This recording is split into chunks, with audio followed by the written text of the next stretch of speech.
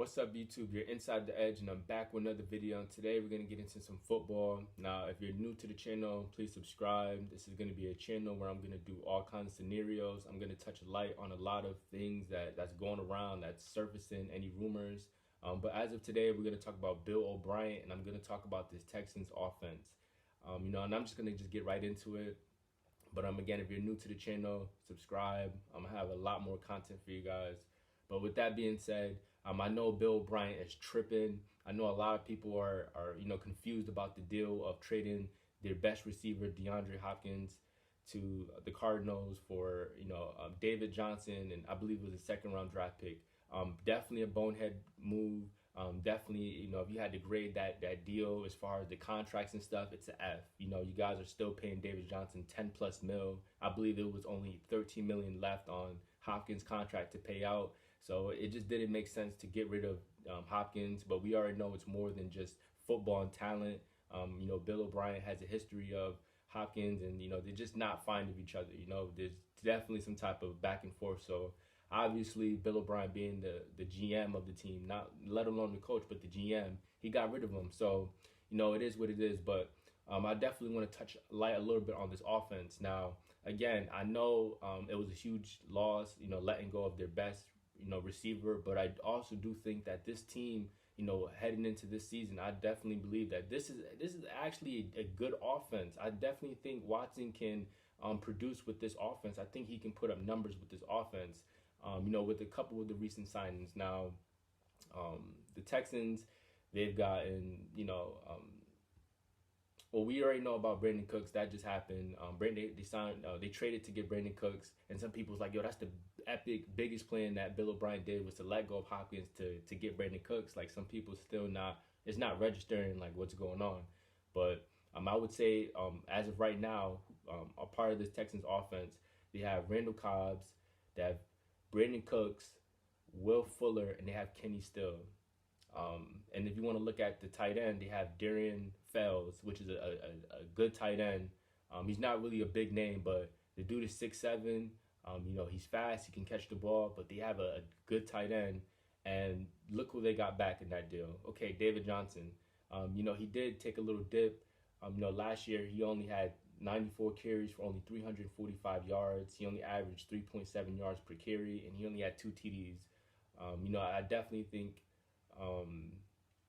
that's not, that's definitely not elite status. But David Johnson, he did take a dip, but I also believe he could be I think he could get back to being that number one running back, at least a top 10. I think he could get back to that level, because I know he had success early in his years with the Cardinals. But for him to be in your backfield, and then you got to think about Lamar Miller as your secondary. Now, Lamar Miller, he was their first back, but for him to be a backup, that's not too bad. That's somewhat of a dynamic duo. I mean, if you look at Lamar, I believe he had like just over 900 yards rushing. He had 1,000 yards from scrimmage last year alone. So for him to be your backup behind David Johnson, I'm looking at Watson like, listen, he has 2 dynamic backs. David Johnson, you can use Lamar Miller for more of the for more rushing, but you can use David Johnson in the backfield to rush and also be a running back that can be a receiver, catch from the backfield and produce numbers. So I think that there's definitely a yin and yang that Watson can work with. But I think that's a good dynamic duo right there. And then it's like, when you look at it, like I said, let's go to Randall Cobbs. Randall Cobbs, he's definitely, like, I don't even want to go quote unquote of what's elite, but I definitely think Randall Cobb has made a name for himself. He's well respected. Again, he's a good receiver. Looking at Brandon Cooks, another good receiver. I know he's injury prone. The dude gets a lot of concussions. I understand that, and that's why a lot of people are saying it's a bad deal to get Brandon Cooks, because you don't know how healthy he's going to be. But that's just something you got to put your faith in him, and hopefully he can stay healthy enough to produce, because within the past 2 seasons with the Rams, he's put up 1,787 yards with 122 receptions. So he's somewhat productive. He can produce numbers. But Brandon Cooks, I think, is a really good wideout. And to put with Randall Cobbs, you can put Randall Cobbs at the slot. And I think that, these guys are going to be speed demons that's going to be making a lot of plays for Deshaun Watson. But as far as Will Fuller and Kenny Stills. I kind of see them as two similar players. I do think Kenny Stills. I mean, Kenny Stills. The way I look at him is he's a deep threat. He's one of those guys that might he won't put in work throughout the whole game, but he'll have like maybe 2, 3 catches, but he'll have like 90 something yards off of those catches. He's a guy that makes big plays, and that's something that Deshaun Watson needs because Watson, he's so mobile, and sometimes when plays break down, Watson's the type of quarterback to extend plays, do his duck and dodge, but run out the pocket and scramble and look for the wide open man. But to have a deep threat, it might be scary, and that's the same way how I see Fuller. He's a good route runner. He has some speed to him, but he's also a deep threat. And I think looking like with these guys around him, I think it's just perfect. Go back to Brandon Cooks.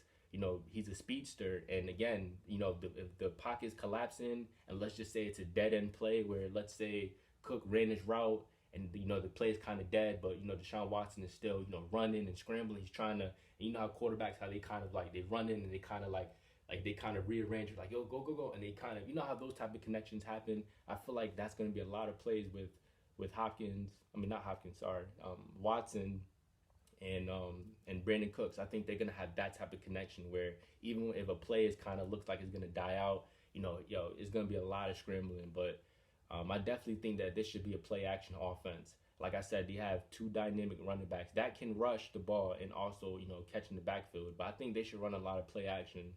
But but just looking at this group, I think this is a decent core. I think this is a decent receiving core to me, and I just think that's something that's not being acknowledged. We hear about I always get them mixed up, but we hear about Hopkins, how great he was, and for him to leave, I mean it's a huge loss to this team. But I also think that they gain a decent core of receivers. I think they're better than at least some teams. Than some teams don't really have receivers, or at least they have an elite receiver, but overall they don't really have help. They just have that number one guy or that number two guy, and But I think with this group, I think as individuals, I think Deshaun Watson can have a successful season. And I think that this team can compete for a championship with this group of guys. I mean, if they can upgrade their defense, I'm not going to get into the defense of the Texans, but if they can upgrade their defense, I don't see why they can't compete for at least in the playoffs. I don't want to hear the excuse because Hopkins left, they're not going to go anywhere. I don't want to hear that excuse. I definitely think with Watson being the quarterback, he's going to make it happen, and I think he could at least throw for I'd say he could at least throw for over 3,000 yards. At least he could maybe even hit 4,000 yards with these receivers. If healthy. I'm gonna make that clear if these guys are healthy, because I know Fuller. He only played 11 games last season. He didn't really have the best season, but for the most part, it was better than the previous season.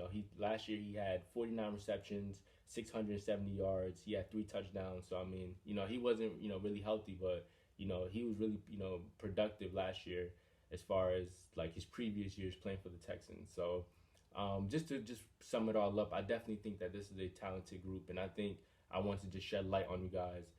This is a really talented group. Like I said, David Johnson, Lamar Miller at running back, receivers, Brandon Cooks, Kenny Steele, Will Fuller, and then at the tight end position, Fells, which is another good, tight end that can be really, really good in this league. And the best season last year was with the Texans. He had a really good season. He had 34 catches for 341 yards. He had 7 TDs. So, that's just how good Watson is, and I think he can produce with this group of guys. But I just want to make this video short for you guys. Like I said, if I missed out anything, you guys can drop a comment below. Tell me how you guys feel. Do you think this is a good receiving core, or do you think I'm bugging? Do you think I'm tripping? But you guys let me know in the comment description, and I'll see you guys on my next video. Peace.